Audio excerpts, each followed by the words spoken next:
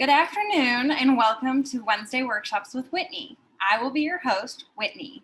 My apologies, I'm having technical difficulties, so I'm going to record this episode and upload it to YouTube, but please come back next Wednesday for our next episode. During today's episode of Wednesday Workshops with Whitney, we'll be discussing resilience. We will answer the question of what resilience is. We will also discuss how we can develop and use resiliency to cope with life's challenges. So today, instead of me asking an icebreaker question, I am going to read a poem about resilience and adversity. The title of the poem is Good Timber, and it is written by Douglas Maloof. After I read the poem, or while I'm reading the poem, I want you to kind of think about, what do you think this poem might be about? How does it make you feel? And by the way, I have my Mardi Gras Christmas tree next to me. So I decorated it with Mardi Gras beads because we're not going to have it this year, but I still wanted to decorate. All right, so here we go. Good timber. The tree that never had to fight for sun and sky and air and light, but stood out in the open plain and always got its share of rain, never became a forest king, but lived and died a shrubby thing. The man who never had to toil to gain and farm his patch of soil, who never had to win his share of sun and sky and light and air, never became a manly man, but lived and died as he began. Good timber does not grow with ease. The stronger wind, the stronger trees. The further sky, the greater length. The more the storm, the more the strength. By sun and cold, by rain and snow, in trees and men, good timber grows. Where thickest lies the forest growth, we find the patriarchs of both, and they hold counsel with the stars, whose broken branches show the scars of many winds and much of strife. This is common law of life. Okay, so that was the poem that I thought was really interesting. So Douglas Maloof, who lived, he was born in 1877 and died in 1938, was known as the lumberman's poet. In this poem, he compares good men to good timber in this famous metaphorical poem. The message of this poem is that people, like trees, grow and reach their true performance by overcoming adversity. It is only through struggles, like a tree fighting through the forest growth to reach the sun, that we grow and discover our true potential. So now we're going to move on to our main topic of the day, resilience. I found two great articles that I'm going to read and process with you all.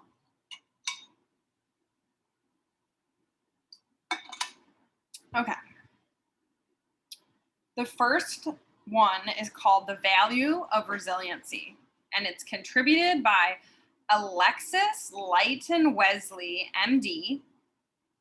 Dr. Wesley is a 2018 to 2021 APA SAMHSA Minority Fellow and a Child and Adolescent Psychiatry Fellow at Children's National Hospital in Washington, D.C.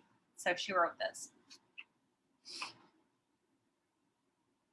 Resilience refers to the ability to not only preserve, but to thrive in the face of adversity. Most people will encounter some form of adversity in their lifetime, whether it stems from an acute traumatic accident or daily life stressors. However, it is how we respond to these inevitable challenges that matters most. Our life experiences foster resilience by tapping into our capacity to cope and bounce back from hardship.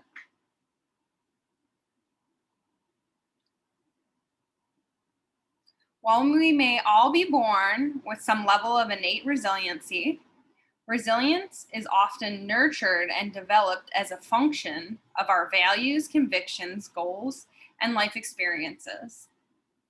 From the perspective of an employer, this ability to build resiliency is critical in supporting employees to show up as the best versions of themselves. Resilient employees are not only prone to overcoming work challenges, but they also adequately manage life stressors so that resulting stress does not interfere with work performance. In the long term, stressors can take both a physical and psychological toll. Physically, stress is known to negatively impact multiple systems within the body and can contribute to migraines, obesity, high blood pressure, and more. From a psychological perspective, stress and trauma can contribute to mental health diagnoses, including depression, post-traumatic stress disorder or PTSD, anxiety, and insomnia. Resiliency can help to prevent these negative physical and mental health consequences.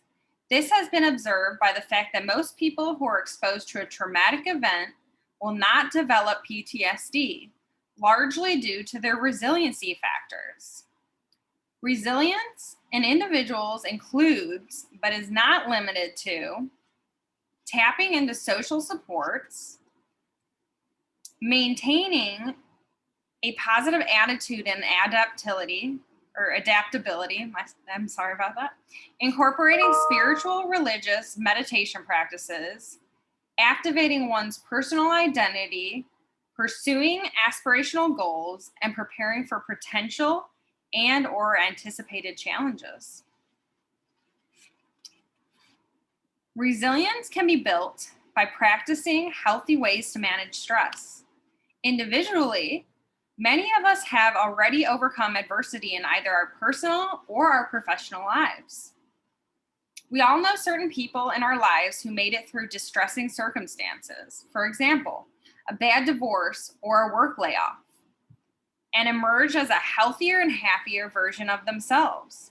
People should critically examine and reflect upon how they responded to hardship in the past and hone that skill set while simultaneously seeking opportunities to build and expand a repertoire of strategies to manage stress.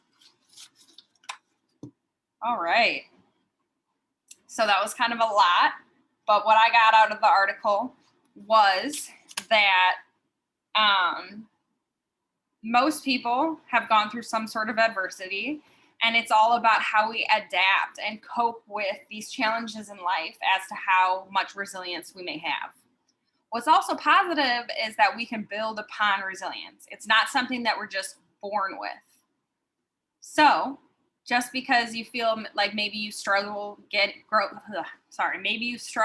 through things now doesn't mean you always will, and that you can learn and adapt your coping skills to what life throws at us. The second article I really like because it has to do with the pandemic. Okay. It is called What Really Makes Us Resilient? And it is by Marcus Buckingham, and it was in the Harvard Business Review.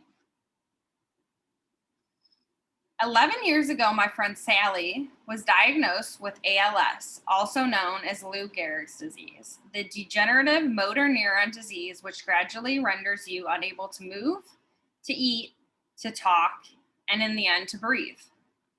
She had just turned 40, had 2 kids, was happily married to a prince of a guy, so much to look forward to for all of them. And then this horrible suffering, this very slow car crash was her husband's description, and I can't get that image out of my head.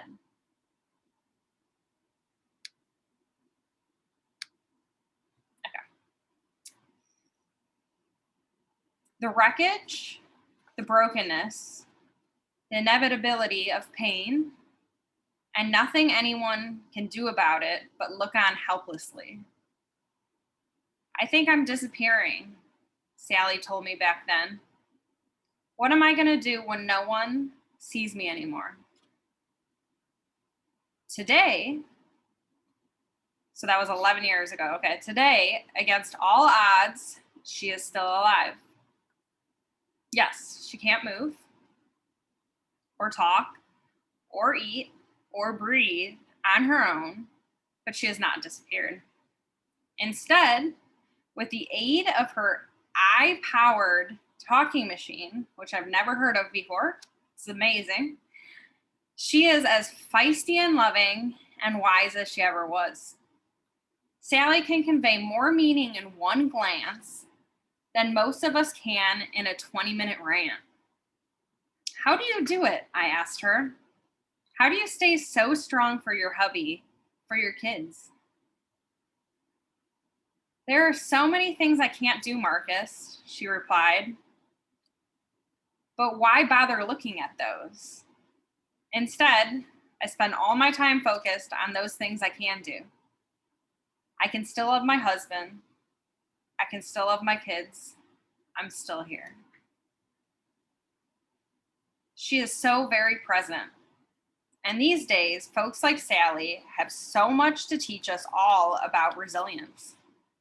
For more than a decade, she has been sheltering in place, socially distancing herself from those who might infect her, unable to get out and move around, and yet she has retained her verve and her spirit.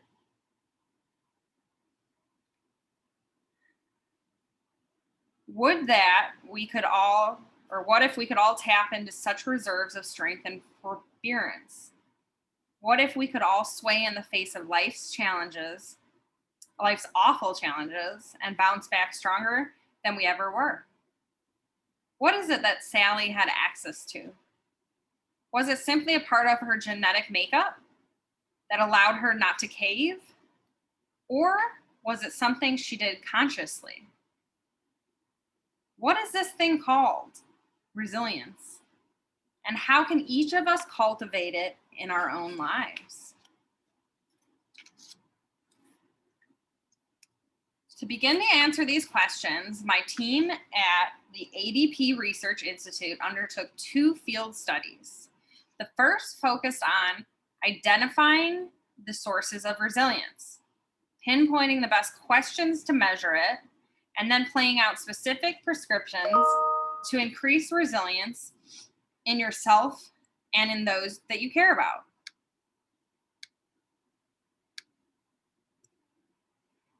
You can find the full set of results here. Okay, so the first part was, I guess, where can we find resilience? And how can we measure it? The second was a global study of resilience around the world. We asked 25,000 working adults in 25 countries 10 key questions about resilience. In each country, we first constructed a sample stratified to reflect the demographic makeup of that country's workforce. And then in July of 2020, we posed these 10 questions to determine the percentage of workers in each country who were highly resilient. And what's so interesting is that they conducted this during COVID. My thesis going in was that those countries which had responded most effectively to COVID-19 epidemic, as measured by number of deaths and cases per million, would display the most resilient workforce. I expected countries such as Taiwan, Singapore, and South Korea to show very high levels of resilience, whereas countries such as Brazil, India, and the United States would have comparatively lower levels of resilience. The US, for example, has only 4% of the world's population, yet more than 20% of the world's COVID cases. Surely this outsized number of cases would have a negative effect on resilience levels. I was wrong. My thesis did not hold up. Instead, a very different pattern emerged, one that revealed not only how you can build resilience in your own life, but also why so many of our senior leaders are pursuing the wrong path in their attempts to increase resilience in those they lead. So, their findings were, to begin, let's dispense with some factors which you might be wondering about. Resilience levels are not connected to gender. Men and women around the world have almost the exact same levels of resilience, nor does age seem to be a significant factor. So that's so interesting in itself that it doesn't matter if you're a man or a woman or how old you are, you can all have the same levels of resilience and high levels of resilience. Neither were there strong correlations between resilience and ethnicity or nationality, so where you came from. Instead, we found that there were two primary drivers of resilience, which, taken together, led to an interesting and counterintuitive perspective. So, number one, resilience is a reactive state of mind created by exposure to suffering. In our study, we asked people if they had had COVID themselves. If someone in their family had COVID, if someone on their work team had it, and if someone in their wider circle had it. Those people who responded in the affirmative, or that yes, they experienced it within themselves or their family or people close to them, were 3.9 times more likely to be highly resilient. It didn't matter how effective or ineffective your country had been in responding to the pandemic. What drove your level of resilience was a function of how intimately exposed you yourself had been. The more exposed you were, the higher your resilience levels. This strongly suggests that we discover our resilience only when we are forced to meet unavoidable suffering full in the face. It's when we face that reality and we see ourselves and how we respond to it that we find the basis of our resilience. The real is almost always less scary than the imagined, and the reality of the disease helps you with knowing what you're capable of, which is strengthening. What I find so fascinating with what I just read to you was, if you think about all the doctors and nurses and healthcare workers that have been the first responders in the hospitals working with these people that are coming in really sick from COVID, coming in really sick with other diseases, and how are they working every day and going back to work? And I think just with what he said was, they're so exposed to COVID, whether they've had it themselves, they know someone, or they're working, they have all these patients around them that are sick, that is building up their level of resilience, their level to cope and keep going and saving these lives. So that's number one. Number two, the more tangible the threat, the more resilient we become. In our survey, we asked people if they had experienced any changes in their working conditions, such as a result of COVID, such as sheltering in place, change in work hours, layoffs or furloughs, increased use of technology, etc. We gave people a list of 11 possible changes. 96% of people around the world reported they'd experienced at least one of these changes. No surprise there. But what was surprising was that some people had experienced more than 5 of these changes. Those that did were not only more convinced that these changes would be permanent, but they were also 13 times more likely to be highly resilient. In other words, If you had been forced to absorb significant changes in your work, you had increased levels of resilience. In fact, the more changes you had absorbed, the more resilient you were. That's really interesting because I've heard that the only constant in life is change, and it's all about adapting to change. Combine findings 1 and 2, and you realize that we humans do not function well when our senior, oh, this is okay, this is completely opinion, so I'm not saying this is my opinion, it's just what the person said. Combine findings 1 and 2, and you realize that we humans do not function well when our senior leaders gloss over the reality. We don't need them to sugarcoat in order to make us feel better. It won't. It is far more frightening and damaging to the psyche to downplay tough or dark realities, or to pretend they don't exist.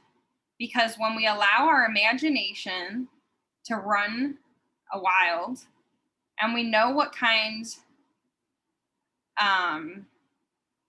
of bad or evil we can conjure in our mind's eye by letting our minds kind of be like, oh my God, worst case scenario, worrying, anxiety, it can be so debilitating. Instead of downplaying the reality, tell it to us straight. Don't rush us back to normal in an effort to assuage our fear and anxiety. Instead, describe in detail what the threat actually is. Show us up close and personal what real world changes we will have to make in our lives, and tell us the truth about how these changes are designed to protect us. Show us in practice what our new normal is and why, and then trust us to figure out how to live happily and healthy inside this new normal. Many of our leaders are not giving us enough credit. Psychologist Viktor Frankl told us back in the 1930s, our response to unavoidable suffering is one of the primary sources in our lives of meaning and purpose and self-sufficiency. Suffering and difficulty must never be hidden from us. Instead, show them to us honestly and clearly, and we will reveal to ourselves and to you our greatest strength. Sally's greatest fears preceded the worst symptoms of ALS. It was the waiting, the anticipation that terrified her. Once the symptoms came, it was awful and so difficult, but then at least she could take their measure, understand that they were truly going to feel like for her, and she could begin to figure out the practical, real world business of how to live with strength and grace and resilience. Our research suggests that the same applies to you and me. It's the unknown that scares us. Show us the truth about our threats, and we will reveal the true reserves of our power. All right. So that I thought was really fascinating article. It was definitely had a lot of subjectivity, but it was his research. So what I really liked about it was that we talk about resilience, we talk about coping in life, but I've never really broken it down to the point of like, well, what creates it? You know, like I've worked before with people in like a psychiatric hospital, and I'm like, you know, our experiences make us stronger. And I didn't even realize I was at the time talking about this resilience. So by the fact of us all being able to live through our day-to-day life, even if we've lost a job, even if we've lost a family member, someone close to us, but we still keep going and we still want to live and survive, means that we have a lot of resilience within us. Great. So I really liked that. And so lastly, as I like to do, we are going to do a mindfulness meditation. So what I'd like you to do is to try to sit flat with your back straight, your feet flat on the floor, and your hands either on top of your legs or on the side of your body. If you're comfortable, you can close your eyes. This script is called Body Awareness, and it's by Shoshana Hebshi Holt.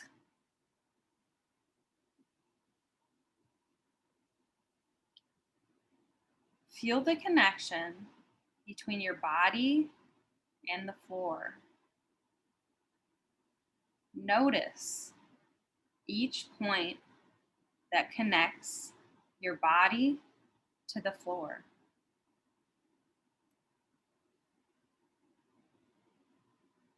Begin to feel the heaviness of the body sinking into the floor. Now, come to notice the breath. Feel the belly rise and fall. Feel the chest rise and fall.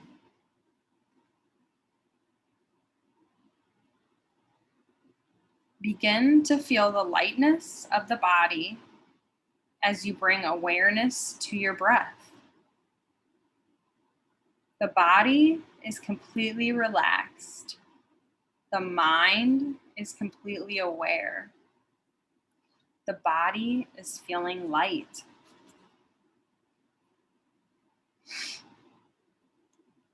Bring awareness to the toes. Feel the toes on the right foot.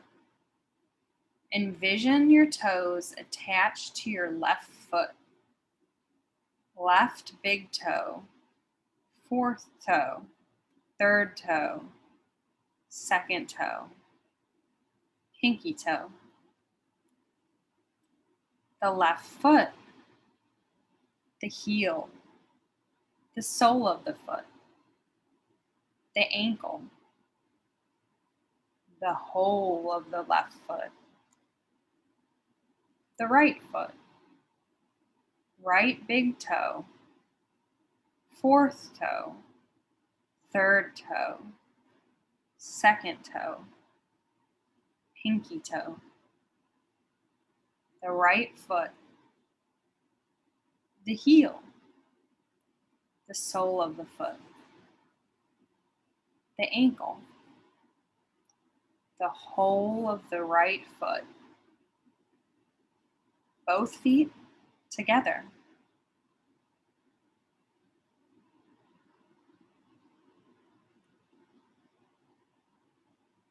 The left leg, the shin, the calf muscle, the knee, the thigh, the left buttock, the whole of the left leg, the right leg, the shin, the calf muscle, the knee, the thigh, the right buttock, the whole of the right leg, both legs together.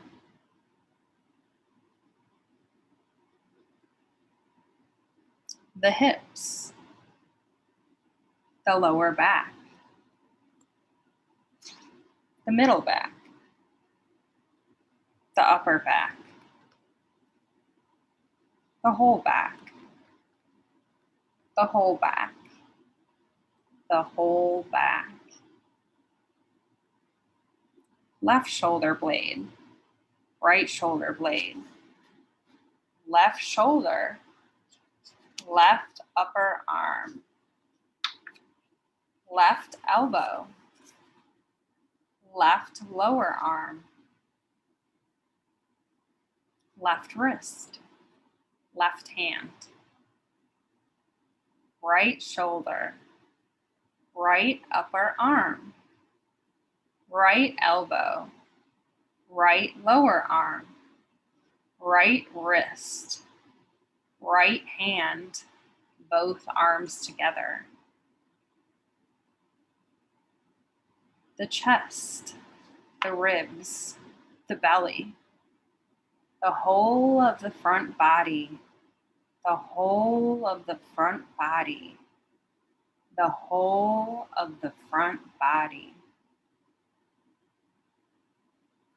the neck, the back of the head, the forehead, the left eyebrow, the right eyebrow, the space in between the eyebrows, the left eye, the right eye, the left cheek, the right cheek, the jaw, the tongue, the lips, the chin, the throat, the whole head